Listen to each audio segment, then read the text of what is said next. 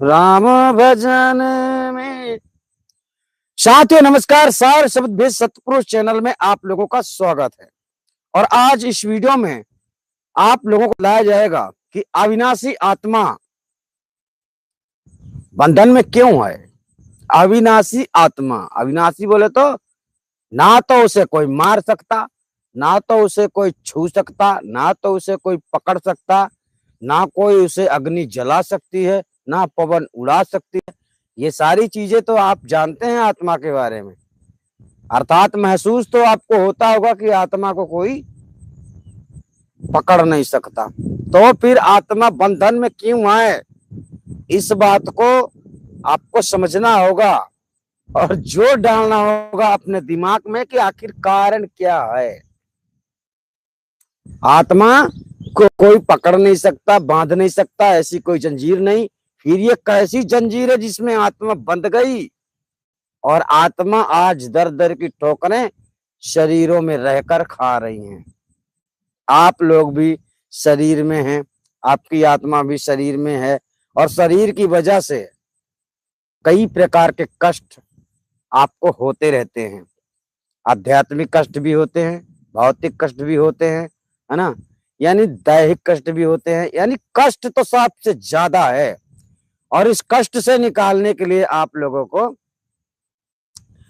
सदगुरु कबीर साहब का ज्ञान हम आप लोगों को बतला रहे, ताकि आप लोग समझ जाएं संसार में जन्म लेने का कारण, मरने से पहले वो कार्य पूरा करें जिसलिए तुम्हें जन्म मिला है।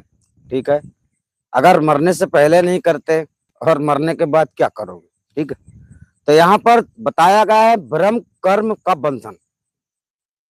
यानी भ्रम क्या होता है, किसी बात से गुमराह हो जाना, जैसे रास्ता भटक जाना, इसको भ्रम कहा जाता है। ये तो आप आसानी से जानते हैं।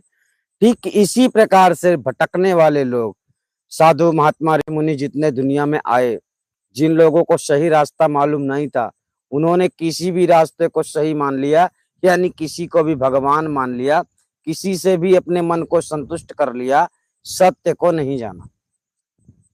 सत्य को नहीं जानने वाले की दशा ये होती है कि वह सदैव संशय में रहता है, सदैव भ्रम में रहता है। आप हमारे जैसे बन जाओ, आपको कोई भ्रम ना हो। हमको कभी विचार में नहीं आता कि भगवान कौन है, कैसा है, क्योंकि हम उसको जानते हैं।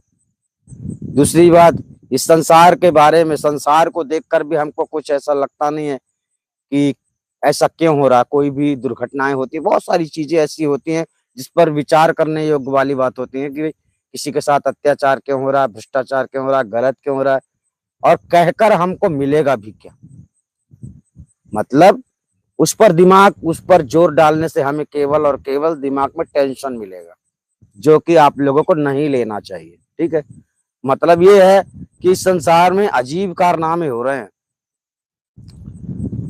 एक पिता बेटी के रिश्ते खराब हो जाते हैं, भाई बहन के रिश्ते खराब हो जाते हैं। मतलब संसार में तो कुछ ऐसी दुर्गति हो रही है कि उसकी बात ही हम क्या करें। चलो हम चलते हैं मुख्य सिद्धांतों में, जो सदगुरु कबीर साहब बतलाना चाहते हैं ज्ञान के मामले में। पूरी बातें आप सुन लेना, इसके बाद जब भी आपको जानकारी लेना हो या फिर कोई बात आपको समझ में ना आए तो आप बाद में भी हमको फोन करके पूछ सकते हैं। ठीक है, चलिए, रामायणी नंबर 38 है और सदगुरु कबीर साहब का ये रियल वाणी है। ठीक है, रामायणी सदगुरु की जो वाणी वास्तविक होती है वो है साकी शब्द रामायणी। ध्यान रखना, जो दोहा वगैरह बनाए जाते हैं ना, ये और संतों के बनाए गए हैं, जो कबीर के नाम पर बना दिए जाते हैं। लेकिन सत्य में जो वाणी है साहिब की, वो वाणी है साकी शब्द और रामायण। ठीक, तो चलिए, यही विधि कहा नहीं माना, मार्ग माही पसारण निताना। ये हुआ पहली कड़ी। रात दिवस मिल जोरिन तागा, ओटत कातत भरम ना भागा। अर्थात आप लोगों का संशय मरते दम तक बना रहता है, जब तक आपको परमात्मा मिलता नहीं। ठीक है ना, आप लोग परमात्मा की भक्ति करते हैं तो जो भी आपको गुरुजनों के द्वारा बताया जाता है आप वो करते हैं। भरमय सब जग रहा समाई, भरम छोड़ कतहु नहीं जाए। सारे संसार को भ्रमित किया जा रहा है, सारे संसार के लोग भ्रमित हैं।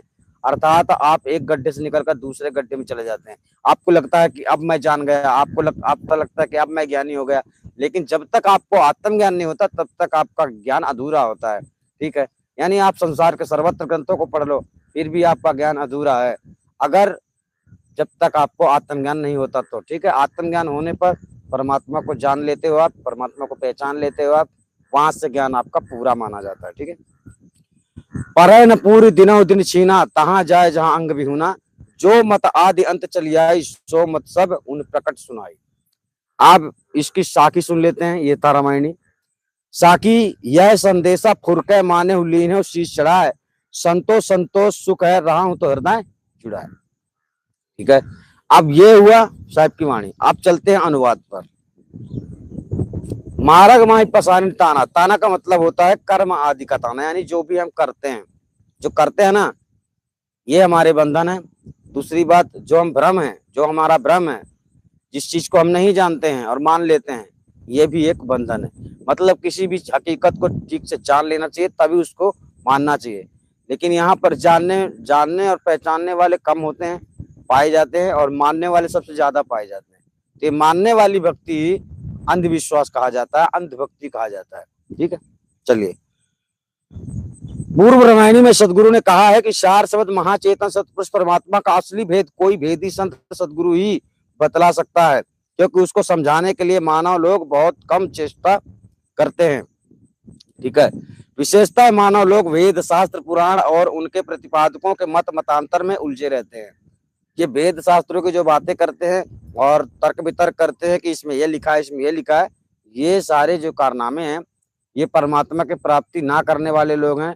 परमात्मा को जो लोग नहीं जानते उनकी ऐसी दशा होती है।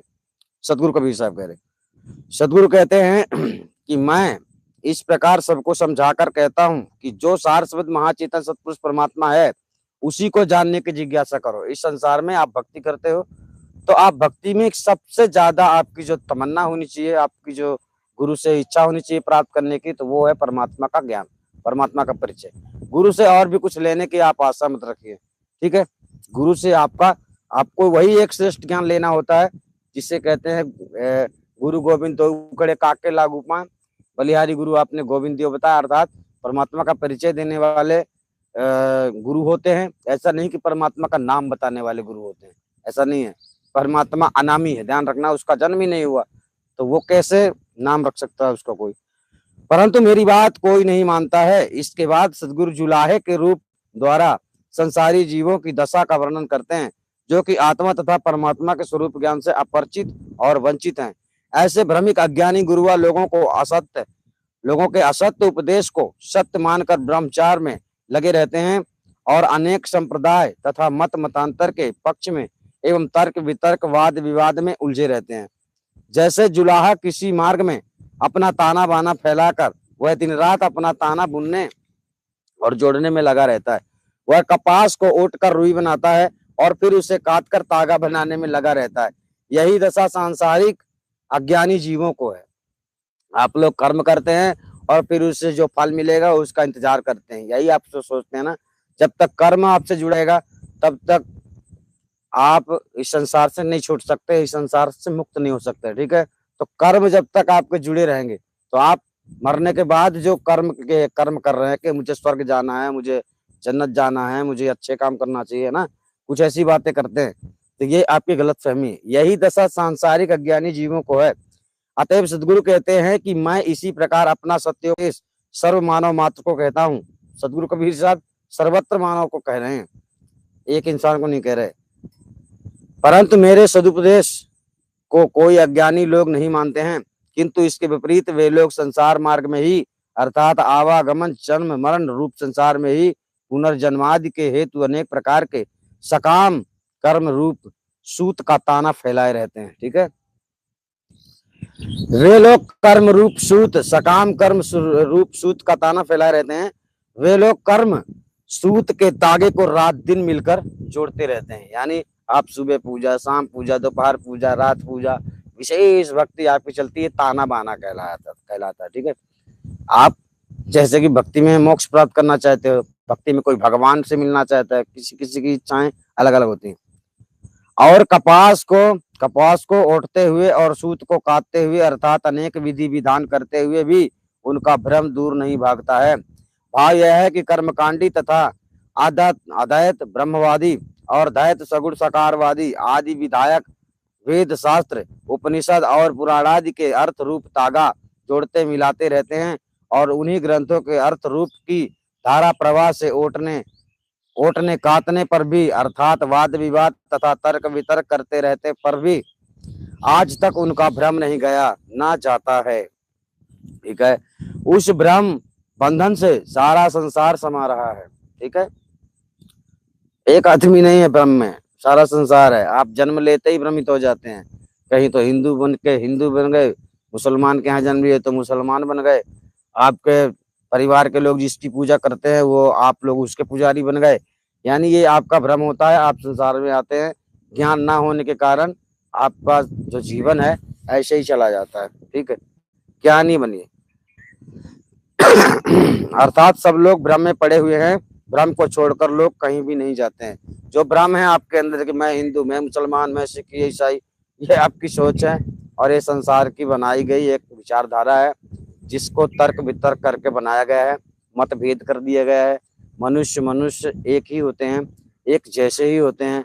हाँ, उनके विचार अलग होते हैं, तो विचार कर्मों में होना चाहिए, ना कि धर्मों में विचार होना चाहिए। ध्यान रखना, विचार कर्मों में आपको इसलिए रखना चाहिए क्योंकि हमारे कर्तव्य क्या है ये जानना बहुत जरूरी होता है।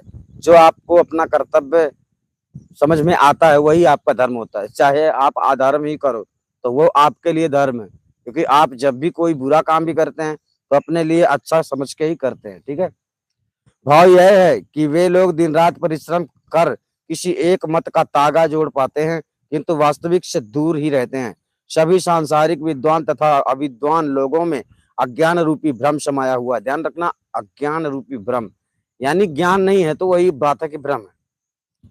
अतः वही भ्रम उनके लिए प्रिय हो गया है और वे उससे चिपके रहते हैं, उसे तोड़कर अन्यत्र कहीं नहीं जाना चाहते हैं।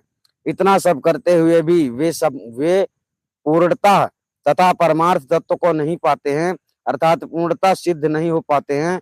वे दिन प्रतिदिन वाद विवाद के कारण क्षीण होते जाते हैं, अर्थात उनका ज्ञान क्षीण होता रहता है, फिर भी वे सच्चे वेदी सद्गुरु की खोज में नहीं आते हैं। कौन? जो भ्रम में पड़े रहते हैं।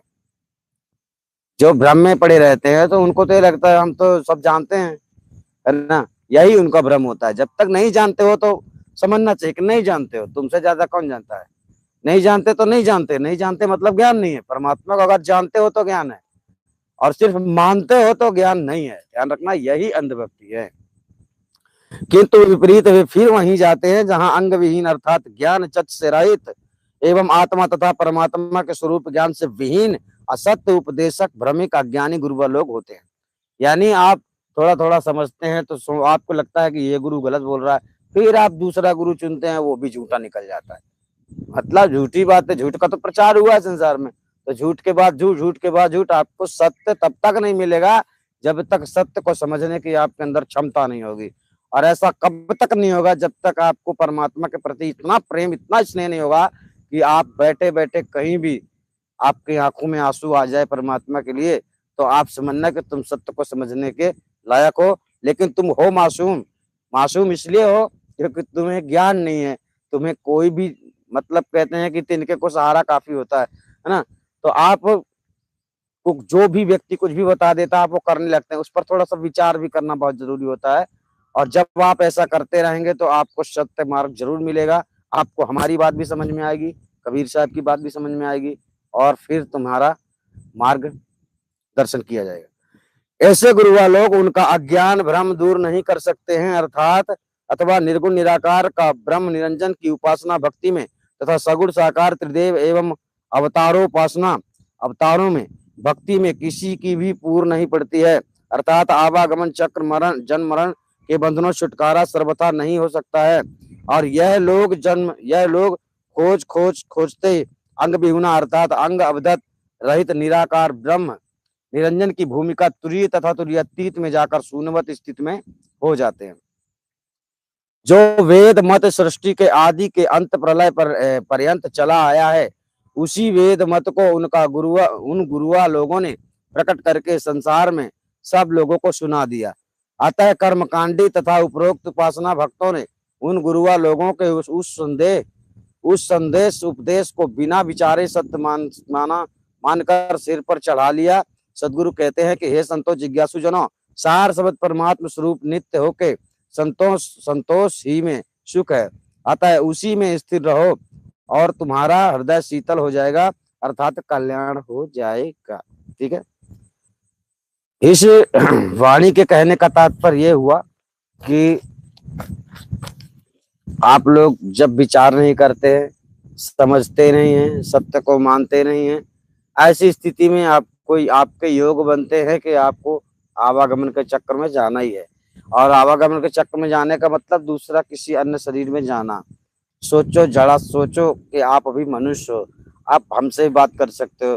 देखो जितनी टेक्नोलॉजी है, जितना भी साइंस चल रहा है, ये सबका उपयोग मनुष्य कर रहा है, जीव जंतु नहीं कर रहे हैं, आप ही कर रहे हैं।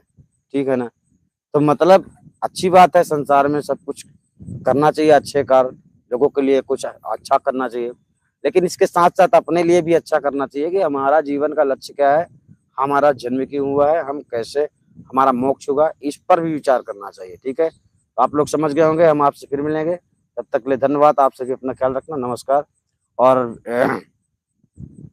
वीडियो को शेयर कर देना।